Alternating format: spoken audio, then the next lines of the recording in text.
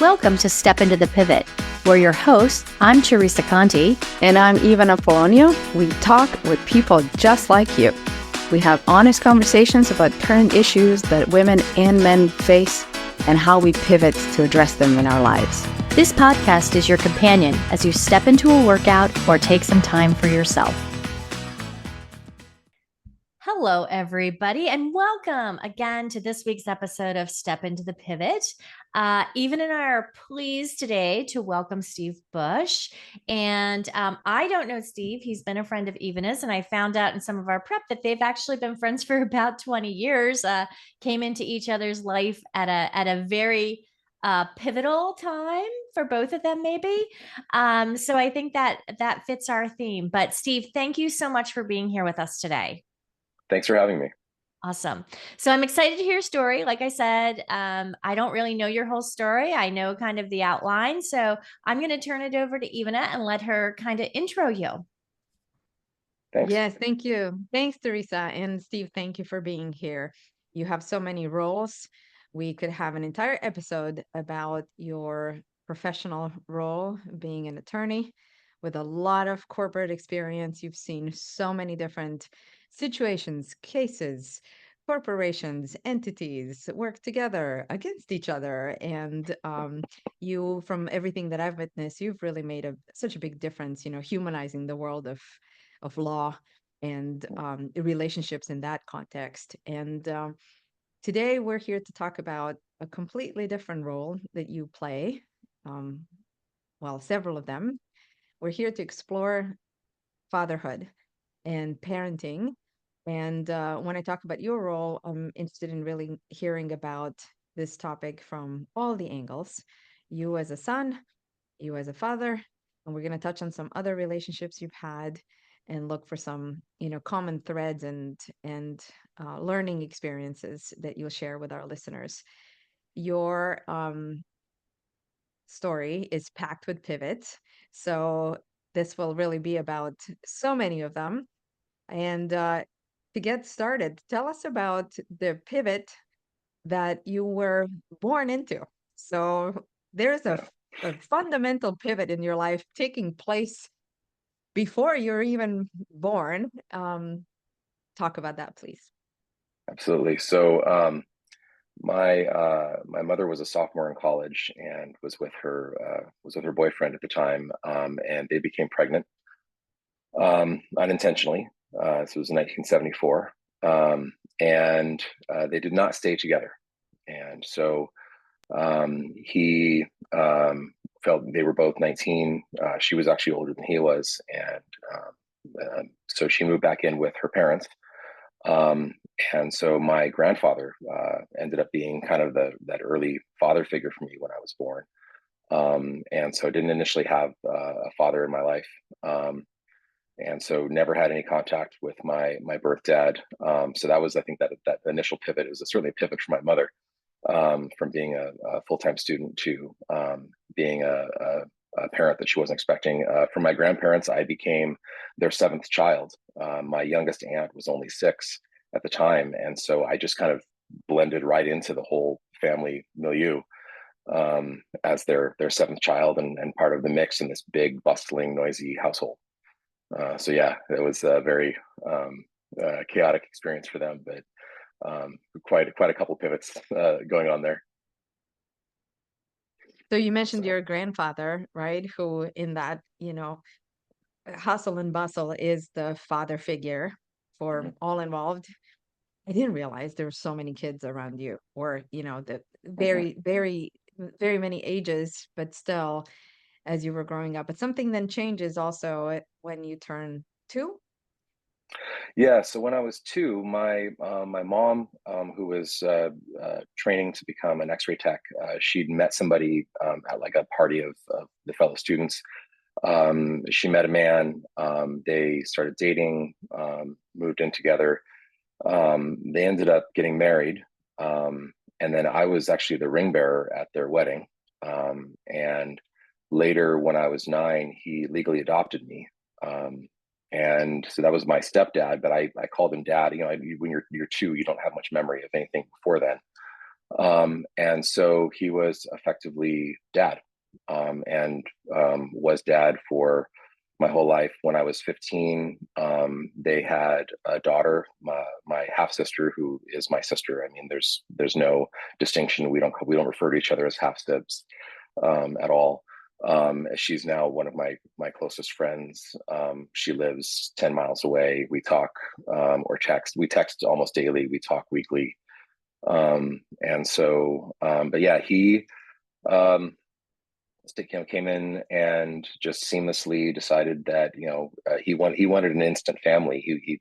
That appealed to him, of meeting someone who already had a child, and later wanted more family. And but yeah, that was certainly, I think, a pivot for him, to take on raising a child instantly, when he started dating my mom.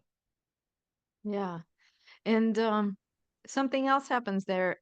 So you referred to your sister as a friend, but I seem to remember some stories about diapers also. So at age So 15, right?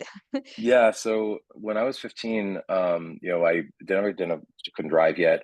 Um, the summer before 11th grade, I was her babysitter that whole summer. And so I was basically her nanny, while both my parents worked. So Monday through Friday, 9 to 5, because there was a gap between the daycare she was at before and the daycare she was going to be in the fall. So a lot of very hands-on parenting, a lot of diaper changes, a lot of introducing her to solid foods because she was about that age at the time. And yeah, a lot of very hands-on parenting. And it was good training later when I became a father myself, to have gone through all of that. And yeah, my sister still remembers, later on, I would carry her on my shoulders. We'd go to Disneyland, and she can still remember, shoulders, she would say, and I'd put up my shoulders, and we'd run around Disneyland going, because we were living in Southern California at the time. Well, that's probably why you have such a special relationship with her, right? Like, I think that says a lot. I remember my husband, his youngest sister was 13 years younger, and they had a very special relationship because of that, right? He really helped her. So tell us a little. So you mentioned at the beginning that your biological dad did not Mhm. stay in the picture, but I think you did end up searching and finding your biological dad. So tell us a little about that and that experience and where that relationship is for you guys today. Yeah, absolutely. So so I have a son and a daughter, and right after my daughter was born, um, I developed an autoimmune disorder in my eye. And um, half the time, according to the literature, it's linked to all these other terrible autoimmune disorders, and Crohn's, and Wegener's granulomatosis, and the other half of the time, it's just idiopathic, and you manage it. And so I have this gaping hole in my family medical history I know nothing about. And it'd be really nice to know, like, what do I have to look forward to, or not. And so I talked to my wife, and we were like, we really should try to find him. So I knew his name, I knew where he went to university, and I'm a lawyer, and I can research things. So I was able to find him. And I actually reached out to him through LinkedIn, is actually how I found him. So I sent a message just a cold message through LinkedIn, and found him.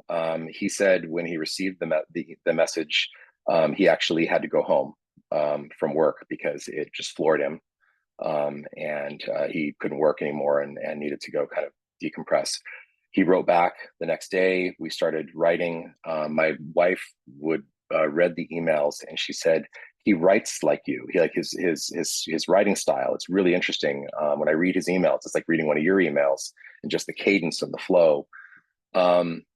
And so it just started a process of discovering each other. So it was a couple of emails, then a phone call, a visit. I flew out to Denver, where he is, to meet him for the first time. We spent a weekend He plays guitar like I do. I play guitar and sing. It's obviously where I think where it comes from is the genes to hear the music and the singing voice.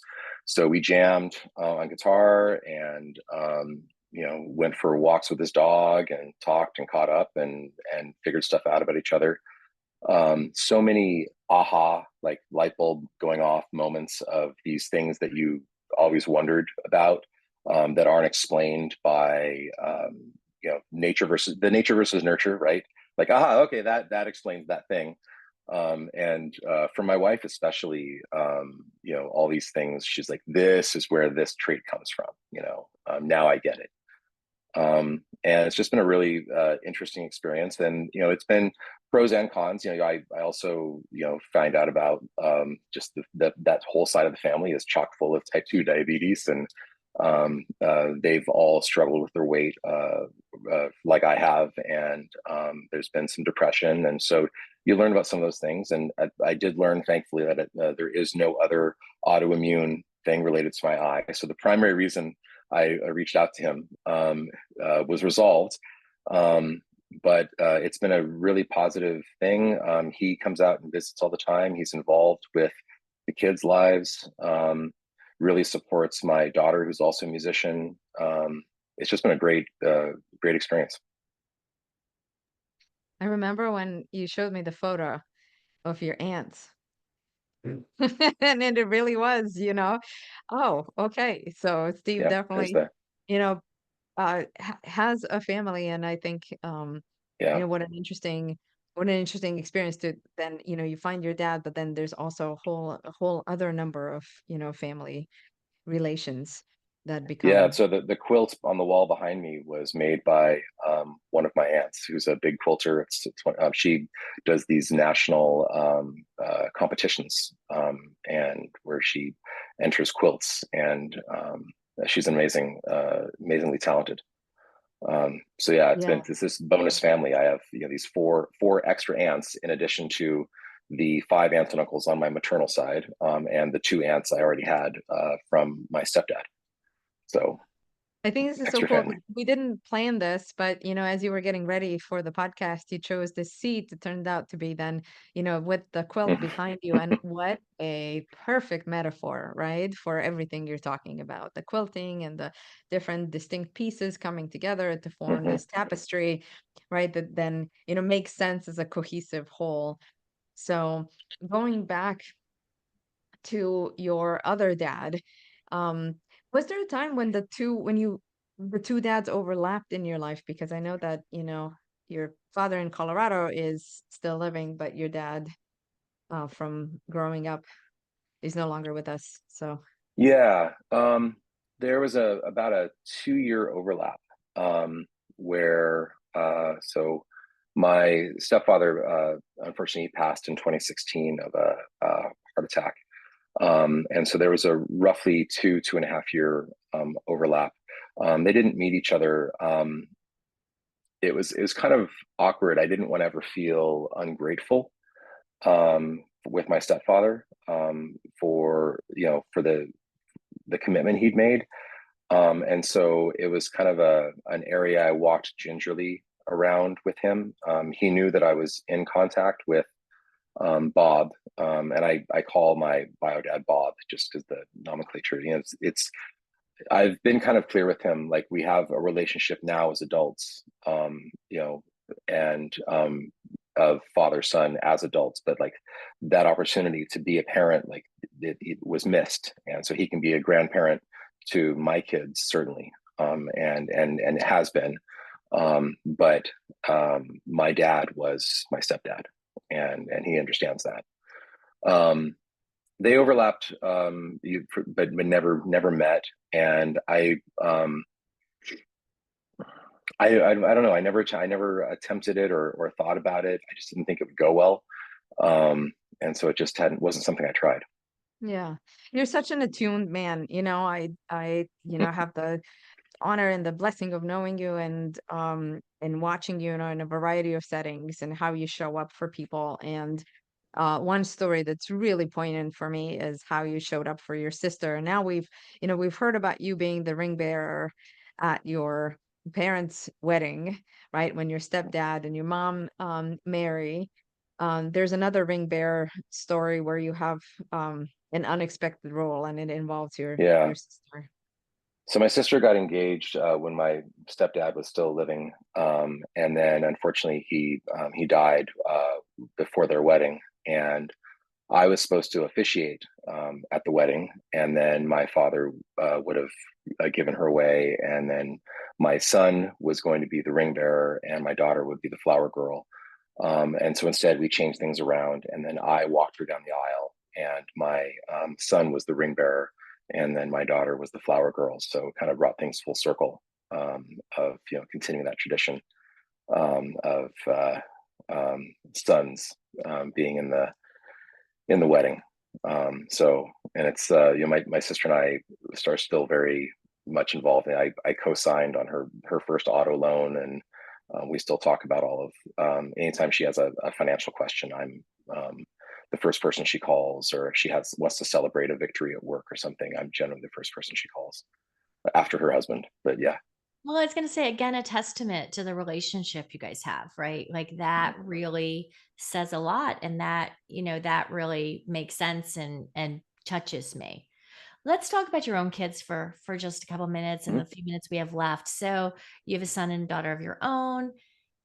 I think being a dad means a lot to you, and I can kind of hear it when you talk about them, when you talk about others. So, can you talk a little bit about what being a dad yourself now means to you? Oof. It's the first thing you think about, and when you wake up, and the last thing you think about when you go to sleep. I mean, it's the through line for all the things you do in a day. It's why you go to work. It's all the things you do. I'm always joking with my wife. We bought this house 6 years ago, and it was definitely a fixer upper. And so I'll be working on something, and she'll notice, like, oh, you fixed that thing. I'm like, every single one of these things is a love letter to you, sweetie, and it's tongue in cheek.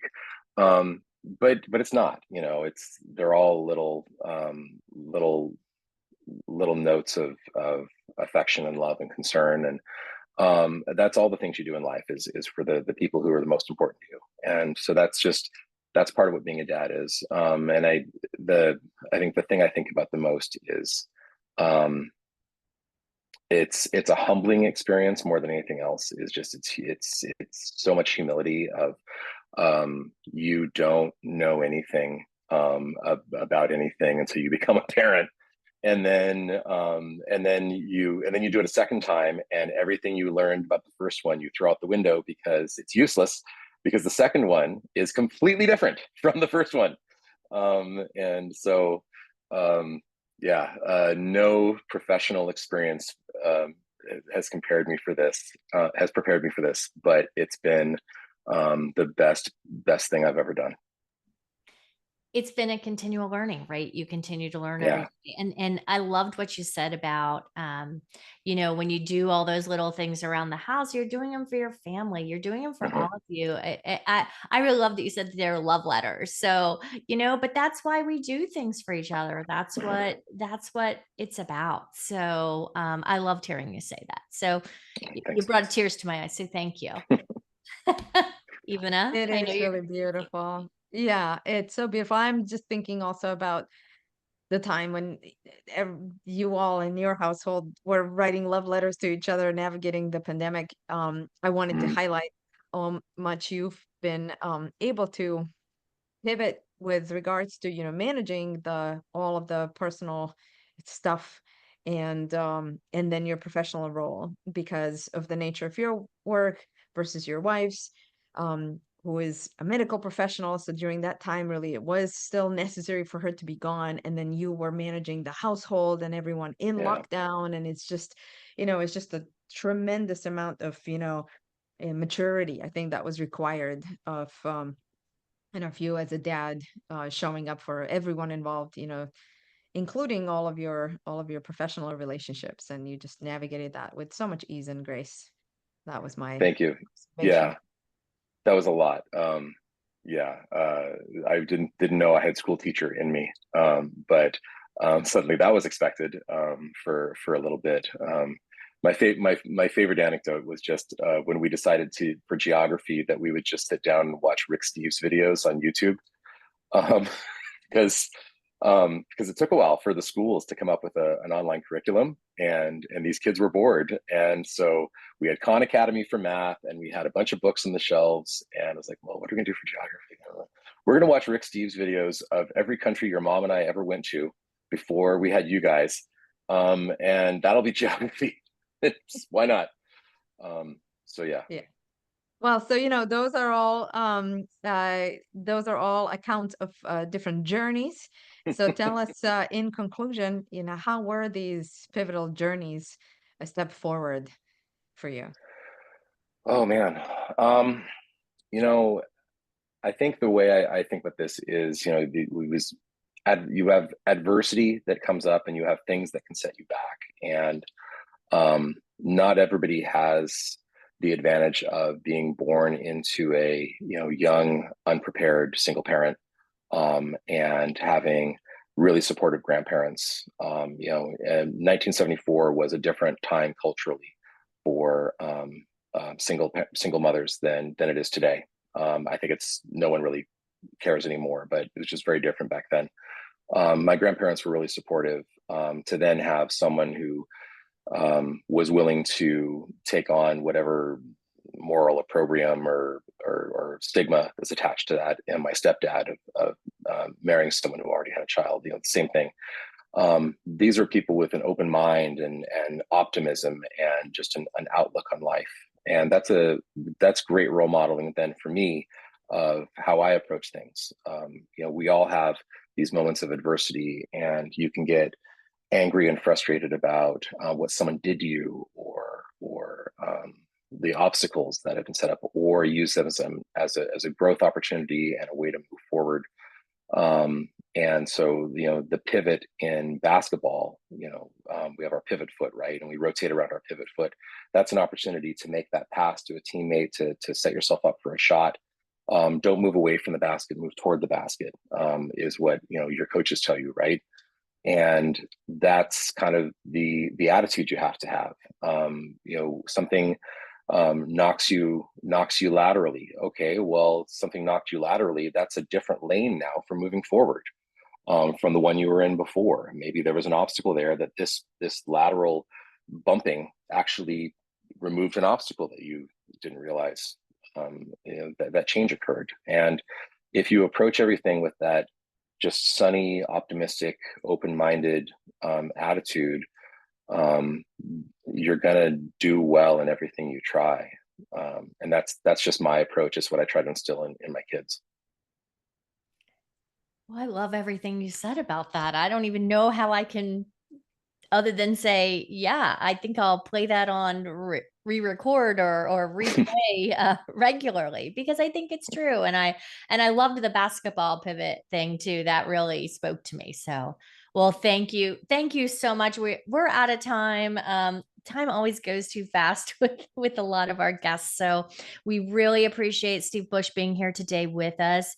Thank you, Ivana, for bringing him to visit with us today. And anything else either of you want to add? For me, a Thank you massive both. thank you. Yeah, let's do Yeah. it in stereo. Well, Steve. thank you both for having me. I enjoyed the conversation, and thanks for inviting me. We're so grateful for you, Steve, and we encourage our listeners and our watchers on YouTube to reach out to us with your own pivots. Thank you, Steve, for role modeling how to do this vulnerably and authentically and with so much, poise and elegance too. And yeah, absolutely. That whole basketball pivot metaphor, we've not talked about it this way. So We have not. some new ways to market what we do. All Thank right. you. Thank you both. Thank you. And thanks to everybody for listening. We will see you next week. And just as a reminder, if you have a pivot, step into it.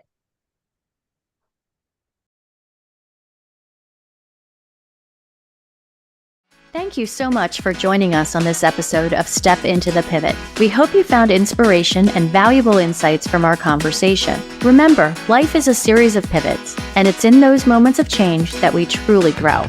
If you enjoyed today's episode and want to stay connected, make sure to check out our websites. You'll find additional resources, behind-the-scenes content, and more details about our incredible guests. We love hearing from listeners, so reach out with your thoughts, questions, or your own pivot stories. To keep the conversation going, be sure to follow us on social media. We're on LinkedIn and Instagram, where we share updates, quotes, and engage with our amazing community. If you haven't already, please subscribe, rate, and leave a review. Your feedback makes a difference, and it helps us bring you meaningful conversations. We're signing off, reminding you that every pivot is a step forward. Take care, and we'll catch you on the next episode of Step Into the Pivot.